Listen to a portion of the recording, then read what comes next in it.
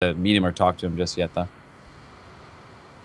Yep, and we're going to be loading in right now, so should be exciting to see if anyone has any tricks. Because I feel like on maps like this, where there's something weird, it's where all Hmm. the cool builds start to come out. Like on a pretty standard map, like if you're playing on, I don't know, like Coda in the last map pool or Dust Towers in this one, it's really, really standard, right? Like you're not going to see as many cool builds as you'll see on something like this map, where there's a quick gold base that's really accessible to both players.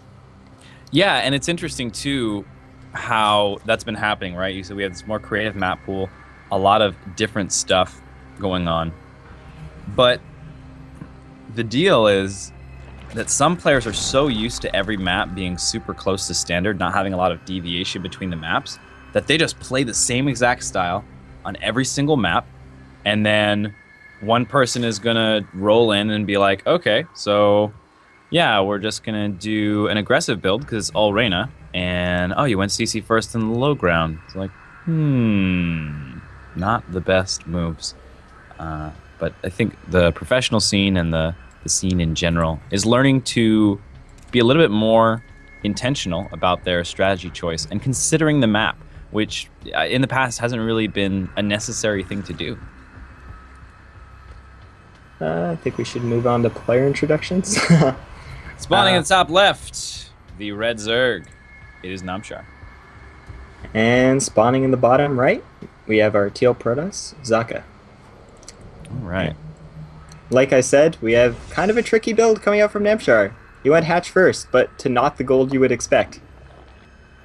Yeah, that pro blocking the natural can get kind of frustrating. A lot of you new players, like, what do I do? What do I do if the probe comes in? Even if it builds a pylon, what will I do? It's like very simple. You take the other gold base, and then you take another base after that. But yeah, that's one of the very easy things you can do. Throw it on your pool right away as soon as you realize you can't build that hatchery in time, and then go ahead and get your gold, because golds are great. Yep. Zaka will be aware of this other base. He sees the drones transferring down, and I think it's always worth it to send at least a few workers over when the gold's going to finish, because you get so much more income from those workers than you would if they were on blue minerals.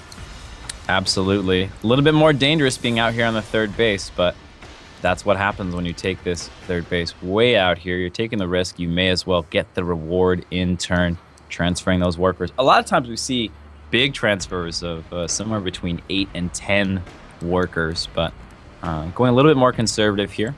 Only transferring 5 total so far, and we'll be getting that natural gold base next.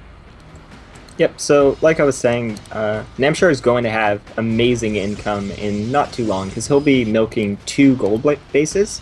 And the main benefit of gold bases is not that you can get more money out of them in total, but you can get more income out of them with a fewer number of workers. So he'll be able to stay on a relatively low drone count and still have a lot of money to produce units with.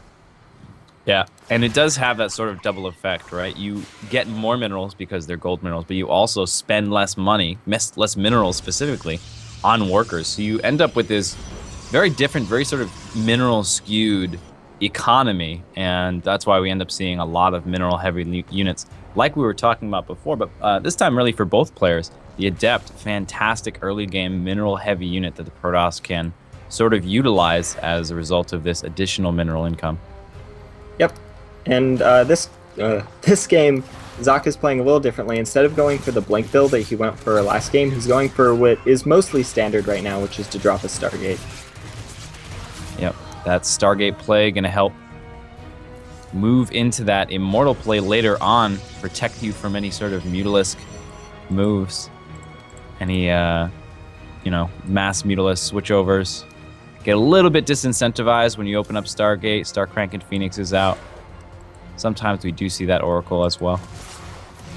Oh no, Zaka's left gas in his main. One of the probes isn't sitting in it, which doesn't seem like that big of a deal, but when you have extra minerals to go around, that means gas becomes even more scarce, so little things like that can add up and hurt you.